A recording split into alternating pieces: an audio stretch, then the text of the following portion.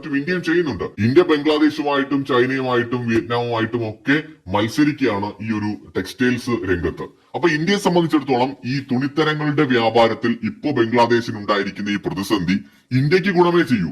പക്ഷെ ഈ മണ്ടന്മാര് തിരിച്ചറിയാതെ പോകുന്ന ഒരു കാര്യം, അവരിപ്പോ പ്രധാനമന്ത്രിയുടെ വസതിയിൽ കയറി എല്ലാം അടിച്ച് തകർക്കുകയാണ്. പൊതുമുതലുകൾ കംപ്ലീറ്റ് നശിപ്പിക്കുകയാണ്. ഇവരറിയുന്നില്ല അവര് കൂടി അധ്വാനിച്ചുണ്ടാക്കിയ പണം ഉപയോഗിച്ചുകൊണ്ട് നിർമ്മിച്ചതും വാങ്ങിക്കൂട്ടിയതുമാണ് ഈ തകർത്തെറിയുന്നത് എന്ന്. ഒരു രാജ്യത്തിന്റെ തകർച്ചയാണ് നമ്മൾ കാണുന്നത്. നോക്കൂ, നിങ്ങൾ യൂട്യൂബിലും അല്ലെങ്കിൽ നമ്മുടെ ഓൺലൈൻ മീഡിയകളിലോ അല്ലെങ്കിൽ നമ്മുടെ മാധ്യമങ്ങളിലോ കാണുന്നതല്ല അവിടുത്തെ യഥാർത്ഥ ദൃശ്യങ്ങൾ. യഥാർത്ഥ ദൃശ്യങ്ങൾ അത് നമുക്ക് എല്ലാ സോഷ്യൽ മീഡിയ പ്ലാറ്റ്ഫോമുകളിലും പ്രദർശിപ്പിക്കാൻ കഴിയാത്തവയാണ്. ഭയാനകമായ ദൃശ്യങ്ങൾ ഒരുപാടുണ്ട്. അത് നമുക്ക് ഇന്റർനെറ്റിൽ പരതിയാൽ മാത്രം കിട്ടുന്നതാണ്. രണ്ടാമത് കുറെയൊക്കെ ട്വിറ്ററിനകത്തും കിട്ടും. ആ ദൃശ്യങ്ങൾ കണ്ടാൽ മനസ്സിലാകും എത്രമാത്രം വലിയ നഷ്ടമാണ് ബംഗ്ലാദേശിന് സംഭവിച്ചു